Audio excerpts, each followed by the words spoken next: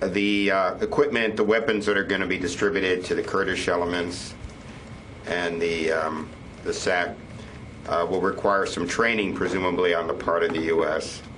How much training do you envision will be needed to get them to operate mortars or anti-tank or vehicles? Or we're just talking about a matter of days? Who's going to do the training, and where are you going to do it?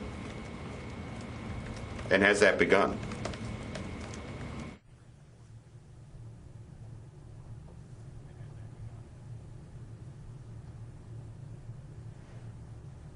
Yeah, thanks, Michael. We have trained a significant number of forces throughout the campaign. So this was conducted by our Special Operations Forces working with the Syrian Arab Coalition.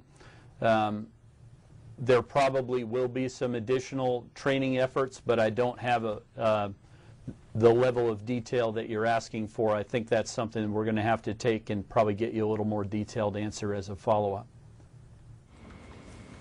Okay, and Qasim, I think you had a follow-up as well. John, we just wanted to say thank you. It was a year ago, I think you were sitting in Colorado Springs at Air Force Space Command, and you volunteered, raised your hand, and agreed to go off to this very challenging and important job.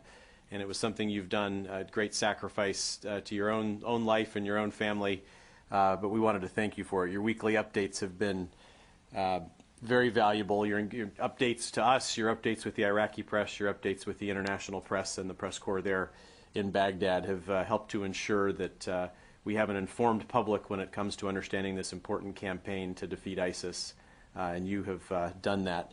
So on behalf of the Secretary, on behalf of our Assistant to the Secretary of Defense for Public Affairs, past and present, Dana White and Peter Cook before her, and all the team here and the press corps, we want to thank you for your service in doing this. We look forward to seeing Ryan Dillon here in the coming weeks, and we wish you Godspeed and best of luck as you return home to your family in Colorado. We'll turn it over to you.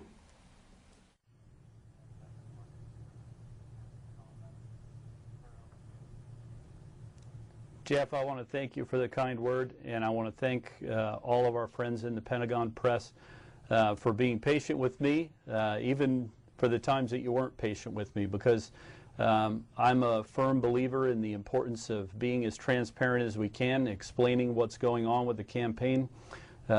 People need to understand how important what's happening here in Iraq and Syria is to our national security, and it's been a true privilege to be the person to help with that. I have been working closely with my esteemed colleague Ryan Dillon, who is eager to get started next week.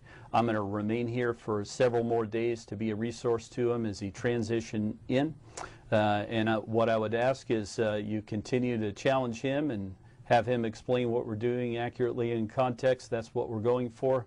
And I also want to thank all my partners and friends at OSD, at CENTCOM, and then special thanks to my esteemed colleague and battle buddy, Joe Scaracca. Many of the answers that I have been privileged to give to you, frankly, those answers a lot of the time come from our headquarters. So Joe Scaracca and the entire team down at Arif John, they've just been incredible. So I wish you all the best. I'm not going to be a person who melts away, and I look forward to working with all of you and seeing you around again.